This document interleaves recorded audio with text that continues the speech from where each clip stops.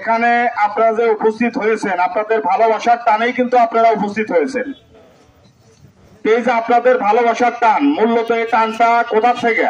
সেটা হলো আমরা যে রিজেক্টটা করে খেতেছি আমাদের পরিবহন সেক্টর তার মধ্যে আমাদের যে অটো ইজি বাইকের যে বিষয়টা আসে, অটো ইজি বাইকের প্রধান চালিকা শক্তি সেটা হলো বিদ্যুৎ, তাই কিনা? বিদ্যুৎ দিতে আমাদের প্রধান চালিকা শক্তি। যদি বিদ্যুৎ যদি না থাকতো তাহলে আজকে কিন্তু আমরা এই অটো ইজি বাইক এগুলো কিন্তু রাস্তাতে এইভাবে কিন্তু চলাফেরা করে খাইতে পারতাম না। তো আসলেও যেটা হলো মেইন যে জিনিসটা, সেই জিনিসটা বাণিজ্যিক আর হলো আবাসিক। এই যে আমাদের এখন যে ধরেন হলো আবাসিক আছে, বাণিজ্যিক হওয়ার জন্য কিন্তু পুরাই কিন্তু হলো বিদ্যুৎ উন্নয়ন বোর্ড কিন্তু একটা পুরাই চিন্তা ভাবনা নিছিল। আর এই যদি বাণিজ্যিকটা হইতো তাহলে আজকে যে জায়গায় আপনি মাসে বিল দিতেছেন হলো 500, 700, 1000 টাকা, তখন আপনার মিনিমাম 10-12 হাজার টাকা বিদ্যুৎ বিল দিতে হইতো।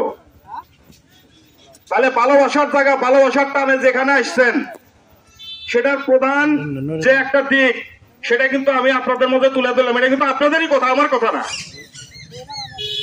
এই কাজটা কে করছে? যে নামটা এখনো স্মরণ হলে গায়ের কাটা খাড়া যায়, শুধু খালি আমাদের না, বাংলাদেশ সহ তথা সকল শ্রমিক সেক্টর, সকল সেক্টরে আলহাজ মোহাম্মদ নাসিম সাহেব, ওনাকে এই আমাদের আজকের যে উপজেলা পরিষদের নির্বাচনের যে প্রার্থী, আমাদের সকলের বিপদ আপদের সাথী এই খলিলুর রহমান সিরাজি সাহেব আমাদের নেতাকে বুঝাইছে যে নেতা, আমাদের এই নদী বাঙ্গুরি এলাকা, আমাদের এই এলাকায় যদি আরো এলাকার মধ্যে যদি মিটার বাণিজ্যিক করে তাহলে আমাদের এই শ্রমিক গুলার ওই দিন 500 টাকা 700 টাকা মরে না, ওইটা এনে বাড়ি দিয়ে যেতে পারবো না। পাশাপাশি আপনাদের আজকে যে রাস্তা দিয়ে যে গাড়িগুলো চালাইতেছেন, এই রাস্তাগুলো সংস্কার হওয়ার পরে, পরিশুদ্ধ হওয়ার পরে আপনাদের কিন্তু রাস্তায় ব্রেক কম দেওয়া লাগতেছে, চাকা কম ক্ষয় হইতেছে, ব্যাটারি চার্জ কম লাগতেছে, তাই কিনা? তো এই যে দেখেন আজকে যে আমাদের যে নদী, আমাদের হলো মেঘাই পর্যন্ত এসে ঠেকে আছে।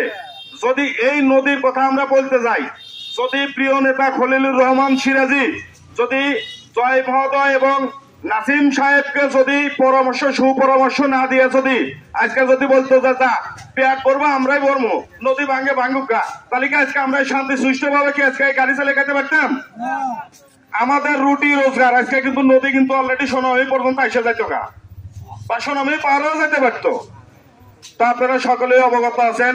আমাদের শ্রমিক আমরা কিন্তু অন্যান্য সংগঠনের মতো ওই সোন পাপড়ি বেচতে পারবো না। আমার ডাইরেক্ট কথা সেটা হলো আমরা ভালোবাসার টান থেকে এখানে উপস্থিত হয়েছি এবং ভালোবাসার টান থেকে উনি আবার প্রিয় নেতা খলিলুর রহমান সিরাজি মহোদয় আমাদেরকে এই সংগঠন দাঁড় করে দিছে জয় মহোদয়ের সাথে আলাপ আলোচনা সাপেক্ষে। আমরা শ্রমিক, আমরা সকলেই বাংলাদেশের সমস্ত জেলা থানায় ঐক্যবদ্ধ ছিল, গাজীপুরে এই সংগঠন ছিল না বিধায় আমরা ঐক্যবদ্ধ হতে পারি নাই। এই ঐক্যবদ্ধ